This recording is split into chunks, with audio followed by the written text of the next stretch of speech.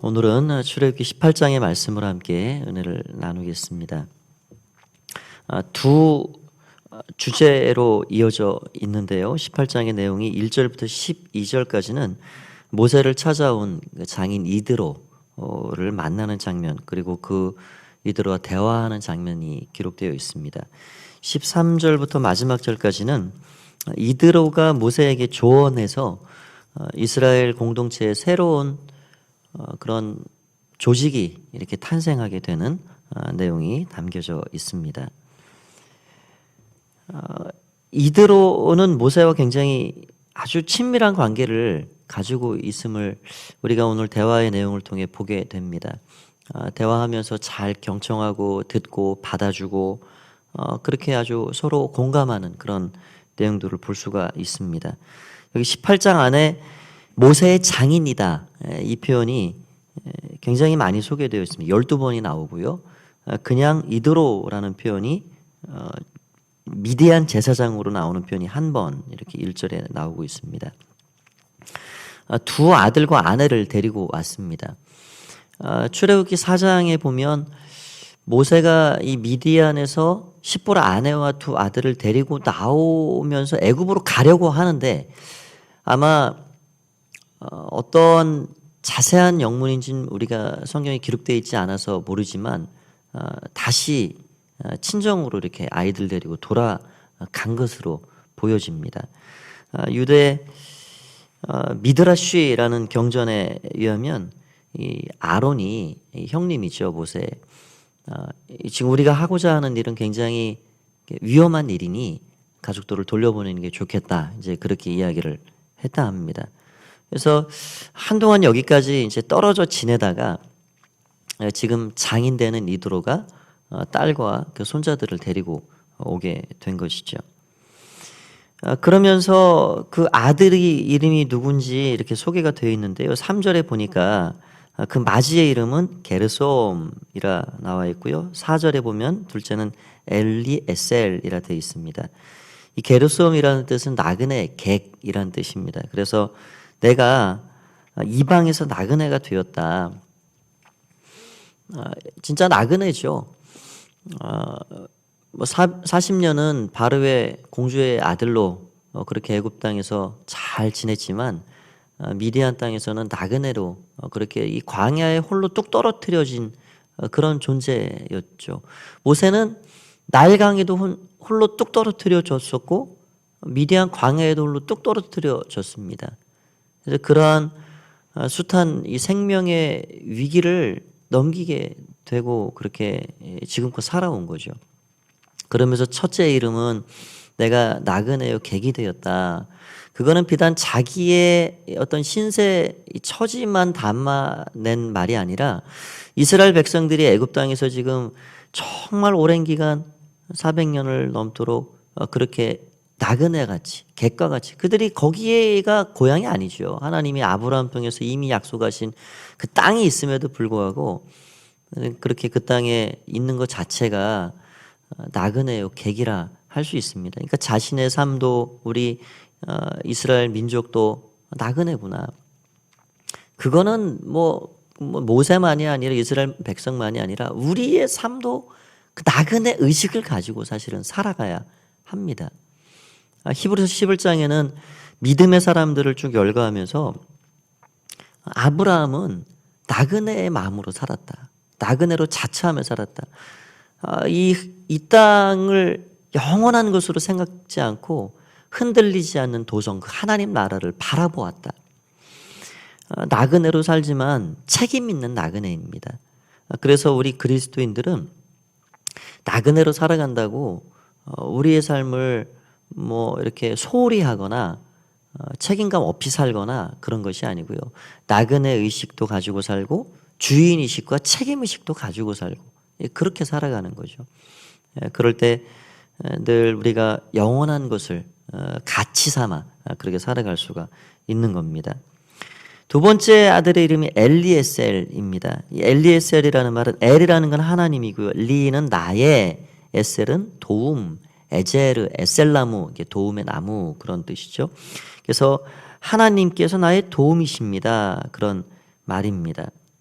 숱한 생명의 위기 가운데에서 내 생명을 여기까지 보존해 주신 그 하나님을 아들의 이름으로 이렇게 표현하고 있는 것이죠. 하나님만이 나의 도움이십니다. 이게 우리의 신앙의 핵심입니다.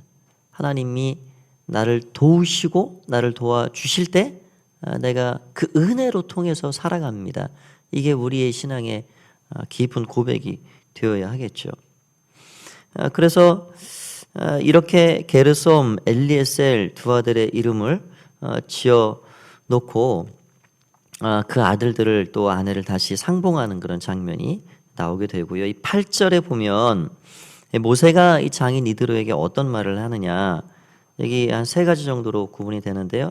이 8절에 보면 모세가 여호와께서 이스라엘을 위하여 바로와 애굽 사람에게 행하신 모든 일, 또 길에서 그들이 당한 모든 고난, 여호와께서 그들을 구원하신 일을 다 그 장인에게 말하매.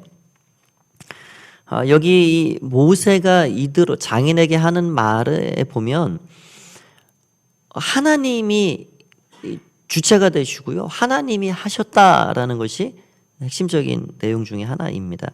여호와께서 그렇게 두 번이 나오고 있죠. 모세는 철저하게 하나님이 하신 일에 집중하고 말을 하고 있습니다. 모세는 출애굽의 1등 공신이죠. 그가 사무엘서 늘 쭉 보면서 생각하고 있지만 이스라엘의 왕으로 한 자리 이렇게 꿰채고 앉아도 누가 뭐라고 할 사람 없습니다. 그런데 그는 이 모든 일에 자신을 드러내거나 나타내지 않습니다. 하나님께서 이 모든 일들을 하셨다라고 고백을 하고 있죠. 그러면서 바로와 애굽 사람에게 행한 모든 일, 하나님이 어떠한 일을 행해 주셨는가, 하나님께서 하신 일을 쭉 열거하고 그것을 간증하고 고백하고 있고요. 두 번째로는 그 백성들이 당한 모든 고난, 그 모든 여정에서 어떠한 고난들을 당해왔는가. 여러분, 우리 인생길은 복만 누리고 사는 것은 아닙니다. 하나님께서 우리의 삶을 이끌어 가시면서 좋고 평탄한 길만을 그렇게 인도해 주시지는 않음을 우리가 보게 됩니다. 그래서 고난도 더불어서 우리가 경험하게 되고 또 좋은 길도 가게 되고 굽은 길도 가게 되고, 그게 신앙생활입니다. 그게 우리의 어떤 포장하지 않은 삶이라 할 수 있습니다. 그래서 우리는 예수 믿으면 고난이 없어지는 것이 아니라 예수 믿으면 고난을 이기게 되는 거죠. 그래서 우리도 어느 누구에게 복음을 증거하고 교회로 인도하기 위해 이제 전도도 하고 하지만 예수 믿으면 모든 게 잘 됩니다. 그렇게 해서 교회를 이렇게 인도해 오시면 오해하게 됩니다. 미끄러지는 일들이 또 생깁니다. 이제 물론 하나님이 모든 사람들을 이렇게 굳건하게 서가도록 이렇게 성장시켜 주시고 때에 맞는 은혜를 주시지만 우리가 그렇게 말하는 것 자체가 다 틀린 얘기는 아니지만 정답이라 할 수는 없습니다. 예수 믿으면 고난을 이깁니다. 고난을 이길 힘을 주십니다. 그게 맞는 말이에요. 그래서 하나님은 여기 모세 고백 그대로예요. 길에서 그들이 당한 고난, 그러나 바로와 애굽 사람에게 행한 모든 일, 그리고 그 고난 가운데 여호와께서 그들을 구원하신 일, 이게 복음의 핵심 내용이라 할 수 있습니다. 우리가 고난을 받지만 그 고난의 시간을 통해서 하나님은 위기의 시간을 통해서 우리를 정금같이 다듬어 가시고 우리를 그렇게 성장시키시고 세워가시는 그런 하나님의 은혜를 경험하게 되는 것이죠. 그래서 우리의 인생에 찾아오는 이 최악의 현실, 내가 느끼기에 항상 그렇게 여겨지는 게 많죠. 최악의 현실은 하나님이 그 삶의 자리에서 최선을 만들어 가시는 시간이다. 그러니까 최악은 최선을 만드는 시간이다. 그렇게 우리가 믿음으로 생각하고 나아가는 것이죠. 그래서 그 최악이라 여겨지는 그 어려운 고통의 자리에서 뭘 붙잡게 하시냐? 십자가를 붙잡으면 됩니다. 그 자리에서 십자가를 붙잡으면 그 최악의 자리를 치고 이렇게 올라오는 것이죠. 우리가 그래서 이 그래프를 보면 쭉 이렇게 함수와 같이 포물선을 쭉 내려왔다가 쭉 올라가는 그런 우리의 삶이 있는 것입니다. 요셉이 바닥을 참 더 내려갈 게 없죠. 뭐 감옥 밑바닥을 더 파고 들어갈 수도 없고 어떻게 더 그 인생이 더 떨어지겠습니까? 최악의 나락으로 떨어졌지만 하나님은 그의 삶을 최선으로 만들어 주셨고요. 그리고 그 삶을 아주 빛나게 아름답게 세워가는 것을 보게 됩니다. 그러니까 우리가 그런 오기도 있어야 돼요. 이런 것 가지고 내가 죽는 거 아니다. 시편에 보면 그런 구절들이 다윗의 입을 통해 나옵니다. 세상이 나를 이렇게 죄어오고 힘들게 해도 나는 하나님이 붙잡고 계신다. 나는 하나님이 내 생명의 주인이시다. 그래서 늘 하나님 앞에 그렇게 하나님 굳건하게 바라보고 당찬 마음으로 믿음으로 나아가는 것이 우리의 삶에 중요하겠다 하는 생각이 듭니다. 이러한 이 모세의 말을 듣고 이 이도로가 어떻게 이야기를 하냐면 10절에서부터 그렇게 이야기합니다. 이도로가 이르되 여호와를 찬송하리로다. 너희를 애굽 사람의 손에서 바로의 손에서 건져내시고 애굽을 백성을 애굽 사람의 손에서 건져내셨도다. 11절에 보니까 이제 내가 알았도다. 여호와는 모든 신보다 크심으로 이스라엘에게 교만하게 행하는 그들을 이기셨도다. 지금 이 이도로는 우리가 알듯이 여기 1절에도 나와 있죠. 미디안 제사장입니다. 이방 나라의 제사장입니다. 그런데 이 모세를 통해 이스라엘 백성들에게 어떠한 일들을 하나님이 하셨고 뭐 지금까지 어떻게 이 자리까지 오게 됐는지를 다 듣고 보니까 이 하나님이라는 존재가 놀라운 분인 거예요. 그러면서 내가 이제 알았도다. 여호와는 모든 신보다 크신 분이구나. 교만하게 행하는 모든 사람을 하나님이 싸워 물리치시는구나 라고 고백을 하고 있는 것이죠. 여러분, 우리의 삶을 통해서 우리 이웃들 간에 또 불신자들 간에 이러한 고백들이 나오는 삶이 되어진다면 뭐 참 부족함이 없습니다. 나 때문에 예수 그리스도께로 십자가로 이끌려지는 사람들이 생기고 나 때문에 복음이 증거되고 제가 언젠가 이 최선규 아나운서라고요. SBS 그 메인 앵커를 하셨던 분인데 간증을 들어보니까 그 딸에게 굉장한 위험이 찾아왔습니다. 그런데 그 딸이 한 6개월 정도 병원에 아주 위독한 상태로 이제 입원을 하는 중에 그 어머니가 그 병실을 지키고 이렇게 있는데 다 그때만 해도 믿음이 없었던 분들이었습니다. 근데 어머니가 어떻게 예수를 믿기 시작을 했느냐? 그 병원에 입원해 있는데 병원 계단과 이런 곳곳을 청소하는 그 아주머니가 너무 얼굴이 밝고 기쁘고 감사하고 뭐 흥얼거리면서 청소를 하고 이 어머니가 생각할 때는 저 옆에 있는 뭐가 그렇게 좋은 일이 있어서 이렇게 날마다 즐겁게 그렇게 청소하면서 이렇게 기분 좋으냐. 그래가지고 그게 궁금해서 이제 물어본 거예요. 뭐 이렇게 좋은 일이 있냐고. 그랬더니 나이도 똑같고 해서 그게 이제 말문이 터지면서 나는 예수 믿는 사람입니다. 그래가지고 그분이 거기서 전도가 돼가지고 복음을 받다 드리게 된 겁니다.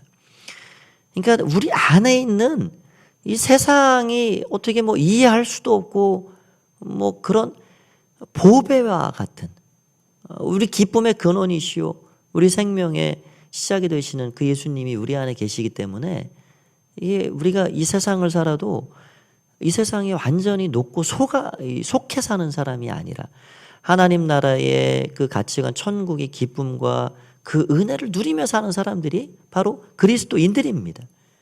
그러니까 우리의 작은 미소 하나, 말 하나, 행동거지 하나하나가 이런 증거들이 되는 거예요. 증거. 그러니까 오늘 이도로가 내가 이제 알았도다. 너희 하나님 여호와가 제일 크신 분이다. 너를 보니까 내가 똑바로 보인다. 이런 말들이 나오게 되는 것이죠. 우리의 삶이 그런 증인이라는 건 말로 하는 증인도 필요하고 삶으로 나타내는 증인도 필요한 것이죠. 그래서 늘 우리가 그리스도의 증인이다, 그런 마음으로 복음을 위해 살아가는 삶이 되어야 하겠습니다. 오늘 이제 13절 말씀에 보면 또 이제 이드로가 이 모세에게 어떤 조언을 하나 해주는데요. 며칠을 있어서 이렇게 모세를 보니까 백성들은 다 하루 종일 줄을 서서 모세를 만나려고 재판을 받으려고 찾아와 있고요. 모세는 혼자 종일 의자에 앉아가지고 쉴 틈도 없이 그렇게 재판을 하고, 이러다가 자네 죽네, 이렇게 하면 안 되는 거죠. 그러면서 이제 조언을 하나 해주게 됩니다. 그러면서 여기 하는 말씀이 21절에 보니까 참 이 이방인 제사장 이들의 입에서 이런 말이 나왔다는 게 참 굉장한 일이죠. 21절에 보니까 너는 또 온 백성 가운데서 능력 있는 사람들 곧 하나님을 두려워하며 진실하며 불의한 이익을 미워하는 자를 살펴서 백성 위에 세워 천부장과 백부장과 50부장과 10부장을 삼아 그들이 때를 따라 백성을 재판하게 하라.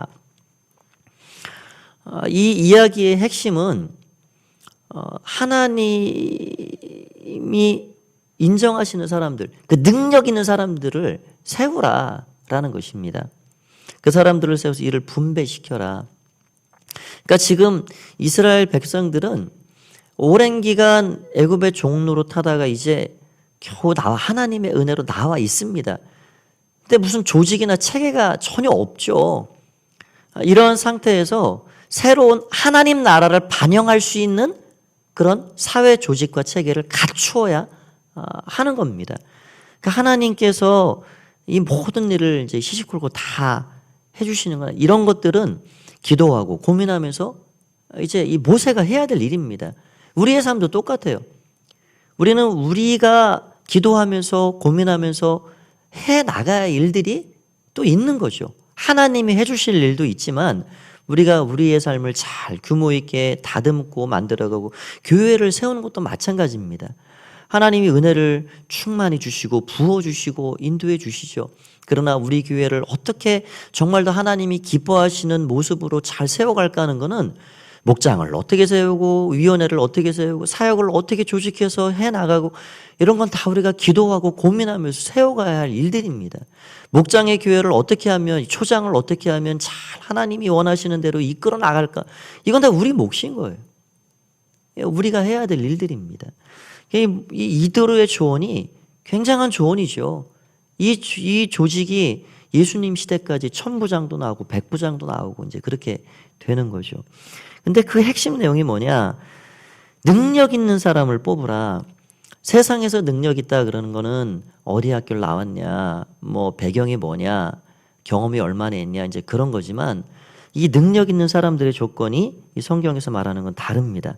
제일 처음으로 하나님을 두려워하며, 하나님 두려워하는 게 가장 하나님 앞에서는 최고의 조건입니다. 지도자, 이 리더의 조건이죠.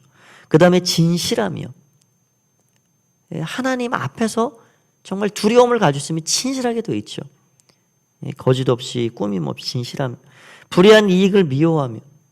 이게 재판하는 사람들인데 결국 불의한 이득을 취해서 재판을 굽게 만들고, 이거는 자격 상실이죠.